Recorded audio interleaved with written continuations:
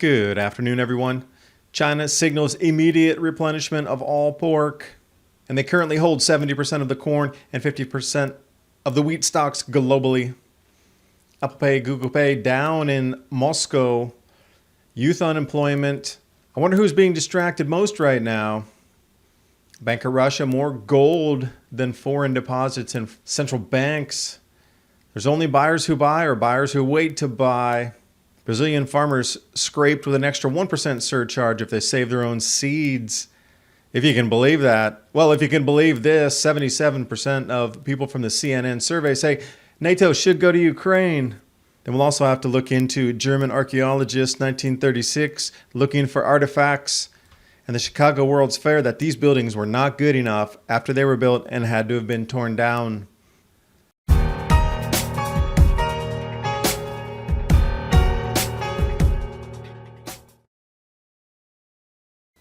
I first heard about collagen from fitness influencers.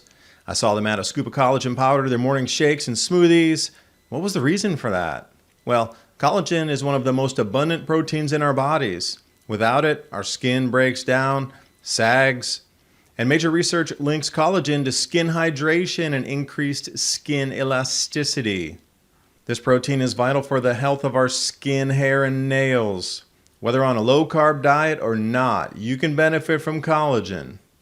5 key types of collagen you need from 4 different sources. Essential to optimally support an array of full-body benefits. So if you want to fight back against aging, give multi-collagen a try. I highly recommend Health with Adapt2030.com Ageless Multi-Collagen. Get it for a limited time, 15% off.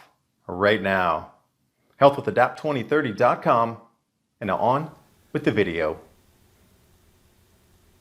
And we'll start you right here. China to immediately replenish pork supplies as the world is extremely short on commodities and supply chains have not begun to function any better than last year. A continued degradation. So China uses a ratio of grain price indices and pork price averages, and they come out with this ratio, and if it goes below 5-to-1, then that triggers a massive amount of buy orders sent in from wherever they can procure pork. Now, Smithfield Foods currently in the U.S. is going to be sending all of our hogs over to China, at least in their production facility.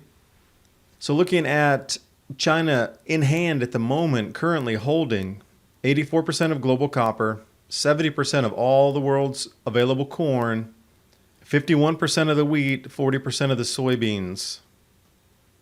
That's massive. Talk about leverage. Pork prices haven't been this high since before the swine flu, hence the buying.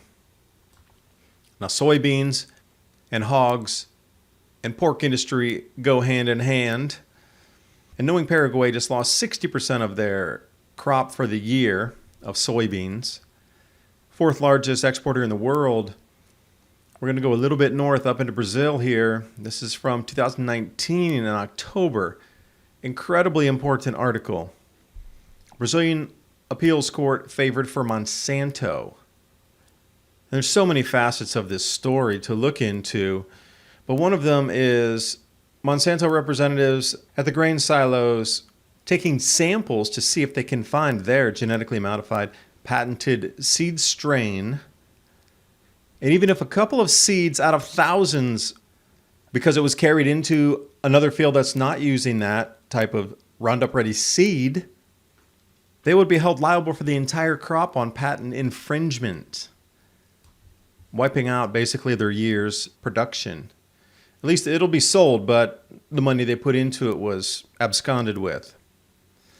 I could see with the licensing contract, if you say you're going to grow it and you grow an entire field of it, and then you try to sneak your way out of paying for that, well, Monsanto's charging 2% royalties on the soybeans. Okay, well, you have to give Monsanto 2%. You agreed to that. You agreed to use their seeds in your fields.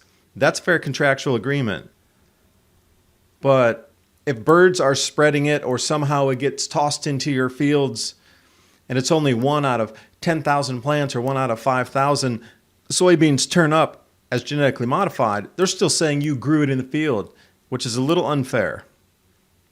That's one facet of this patent infringement, but it's control of the food, absolute control of the food. Now they're charging an additional 1% royalty if you want to save the seeds and then plant them for next year. Now, since there's a massive seed shortage across the planet with the fertilizers and the herbicides, smart farmers are going to save seed, even though it's GMO seed, to plant for the following year. I don't know how the crops are really going to do without the glyphosate and the different herbicides and the fertilizers. It's just not going to have the yield that we're used to. So it's still going to be about controlling the food. Now, another thing is they have exclusive rights as a patent holder over plant genetic sequence to extend to the plant itself. So turn that into English. You might have bought the seed. At that point, after you buy a pack of seeds, is it not yours? Can you grow flowers at your place and then turn that into medicine and save some seeds and grow for the next year, even though you bought them in a $1.99 packet? Of course you can. You bought the seed. Then you nurtured in the plant, and whatever happens with the plant, if you bring it back to seed, that's your plant. The equivalent was given that if you bought a genetically modified apple, that Monsanto is saying they own the entire apple tree or any fruit tree. And even if you took a cutting from that tree and then you moved it off, even though you purchased the tree, you purchased the fruit, anything coming from that entire sequence is still owned. Which is interesting because if you can do a cutting from a plant, for example, GM fruit, and this is complete control of the food system, right at this pivotal time when Ukraine's going offline for food production along with Russia, and the incredible push to keep lawmakers on side of food production and corporate fives in the food production. It's really interesting how everything's being corralled. But this right here, Roundup, glyphosate, very lean this year. They don't have enough to really run a lot of corn, so corn farmers are going to switch over to beans as we move forward through this planting and harvest season, Northern Hemisphere. Taking a look at the globe here, youth unemployment, 15 to 24. When you have 18 or 25% or 20% of your entire younger population unemployed, they get active in politics. So, distraction time. Because I look at this survey off CNN and I say, no, this can't be right.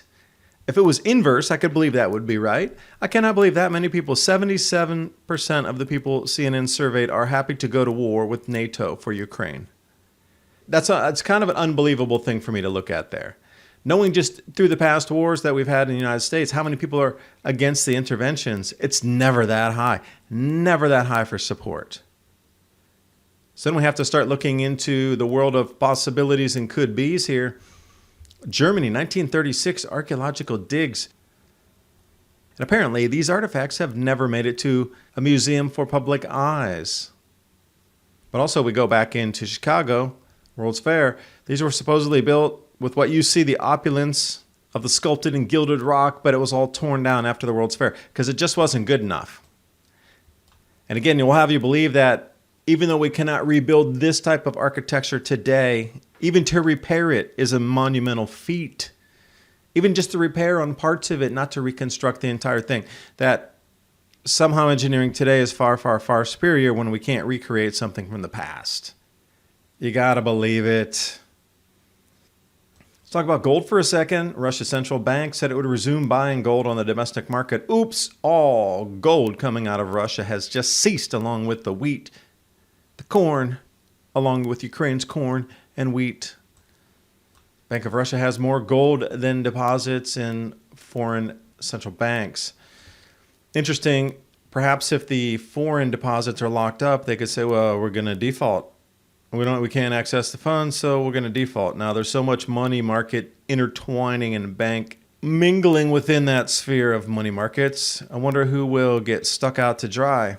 Lehman Brothers rings a bell to me. So with all these global commodities in short supply and food getting in even shorter supply as we move forward, there are only buyers who buy right now. No question. No forward market. I'll take cash, whatever it costs. I'll take it right now. Or there are buyers who are waiting to buy on lower prices. But I just don't think it's going to happen for food. Now look at Apple Pay and Google Pay no longer working in Moscow's metro system. Digital could be the Achilles heel.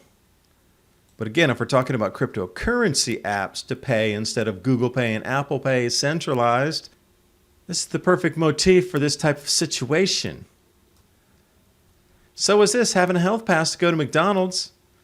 Do we see the irony and the absurdity in the world around us? I talk more about this on many Ice Age Conversations podcast, anywhere podcasts are hosted across the net. It's a great time to think about planting your own food immediately, capital I. Please get your garden up and running. Food's going to get expensive and lean and hard to find and very limited choices moving forward until we get to the next harvest season. You're going to be responsible for your own food production moving forward, at least part of it. So you're going to have to learn how to garden. Just think back Victory Gardens. We're going to go that direct route again really quick. 90-degree right turn happening now. I appreciate you watching. Hope you got something out of the video, and I'll see you next time.